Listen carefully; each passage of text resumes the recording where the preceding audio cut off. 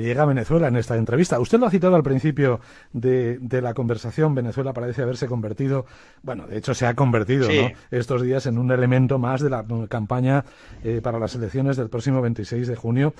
¿Cree usted, por ejemplo, y le pregunto por la actualidad, que el viaje del líder de Ciudadanos, de Albert Rivera, a Venezuela ha tenido alguna intención electoral?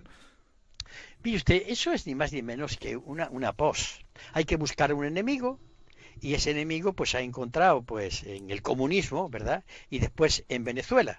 Claro, usted imagínese que nosotros dijéramos, puñeta, nuestro país sigue teniendo relaciones con una monarquía teocrática que le corta el cuello a la gente, que va contra las mujeres, Arabia Saudí. O, por ejemplo, aquí estamos ante un gobierno que ha silenciado los crímenes que se cometen en Guantánamo, o las checas volantes que le hacía hecho en esos aviones que supervisaban los vuelos sobre Europa. Pues no lo estamos haciendo. Y podríamos hablar de 1001 barbaridades, o la muerte de 1,5 millones de comunistas en Indonesia, hecho por Occidente y por los Estados Unidos. Estamos hablando de los programas y los problemas de los españoles, porque nosotros también podríamos sacar todo el arsenal, y además bien fundamentado, pero nos callamos porque nos parece que eso es hablar de cosas que en ese momento no son convenientes. Hablamos de programa, porque claro, ellos con su Venezuela y su historia están sacando esto porque no tienen ninguna otra idea. No hacen nada más que defender lo que hay. Fíjese hasta qué extremo. Cuando ellos plantean que van a crear trabajo, etcétera, etcétera, yo le digo, miren ustedes, la cosa es muy sencilla. Vamos a coger la Constitución española y vamos a aplicarla, porque ustedes no la han aplicado. Claro, tienen que entrar a discutir eso. ¿Qué hacen? ¿Por qué no quieren? Pues hablar de Venezuela. Mire usted, para empezar digo que los derechos humanos no hay ningún país que los cumpla. Porque cuando hablamos de derechos humanos, todo el mundo se refugia en los derechos políticos y en las libertades, que son muy importantes.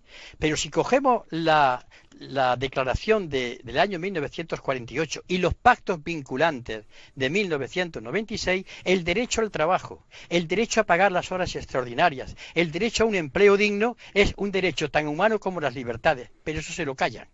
Y en concreto, si en Venezuela hay toda una violación de los derechos humanos, que se investiguen.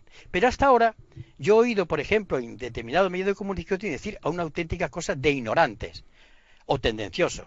La dictadura en Venezuela, pero vamos a ver, ¿ustedes por qué hablan de dictadura cuando en Venezuela ha habido elecciones periódicas que han sido garantizadas por la comunidad internacional, por las Naciones Unidas, como un modelo de participación democrática?